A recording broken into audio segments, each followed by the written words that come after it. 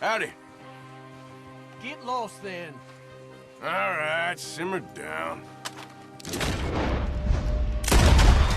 Many VR users may not be aware that you can still play Red Dead Redemption 2 in VR with the use of Luke Ross's R.E.A.L mod, although due to legal reasons Luke had to remove it from his mod catalogue, so it was no longer accessible. However, due to the nature of the internet, nothing is ever truly deleted and the mod has persisted over the years. This mod is currently working on the latest version of the game in June 2025. Now, before I go over the installation and setup, I need to mention a few key details.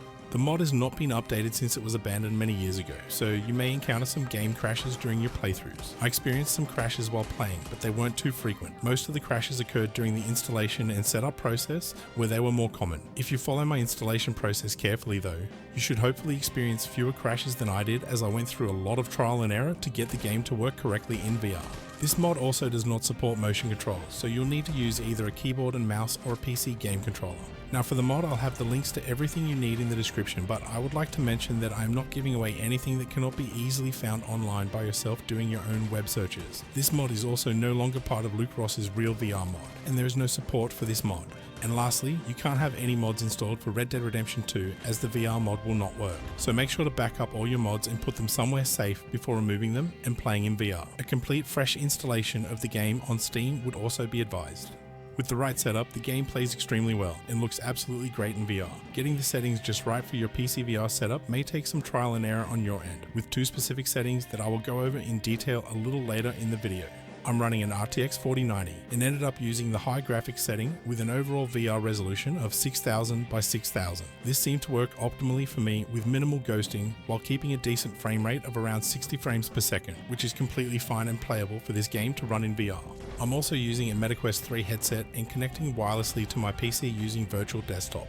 Once you have a clean installation of the game, with no mods installed, launch the game, go to camera settings and switch first person head bobbing from default to reduced. Now close the game and in the Steam menu, right click the game and select properties. In the update section, change the automatic updates to wait until I launch the game.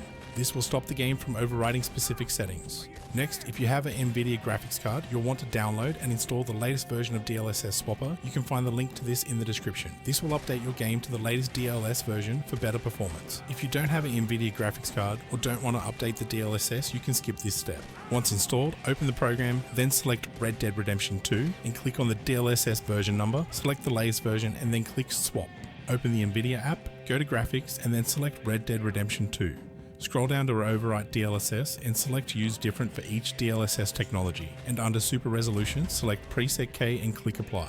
Now you can download and install the VR mod and VR patch. The links will be in the description. Download both somewhere on your computer, then extract them and copy and paste the contents into the game directory folder.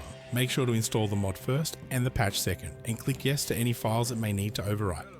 Once both of these files are in your main folder, you can run the real config file. I used the high settings, which worked well with my GPU. However, if you have a lower end graphics card, you may need to use the medium or low settings option. This is one of the two things you will need to adjust, along with the resolution, to find the right settings for optimal performance. You can now launch the game in VR. However, when you do, it will get stuck on the loading screen. To progress, a pop-up will appear on your PC that requires you to click twice before the game loads properly. Unfortunately, you will need to do this every time you start the game. Once in VR, you can adjust the texture settings and resolution to fit your needs. If you are running the updated DLSS and want to use it, you will need to go to the graphics settings and enable DLSS and set it to balanced. Enabling DLSS will disable the resolution scale override, so you will only be getting the base resolution you select. I recommend starting with the highest resolution and moving your way down if that resolution is unstable. Do not change the resolution within the game settings. Make sure you are only changing the resolution from within the R.E.A.L console, which can be opened with the pause break key.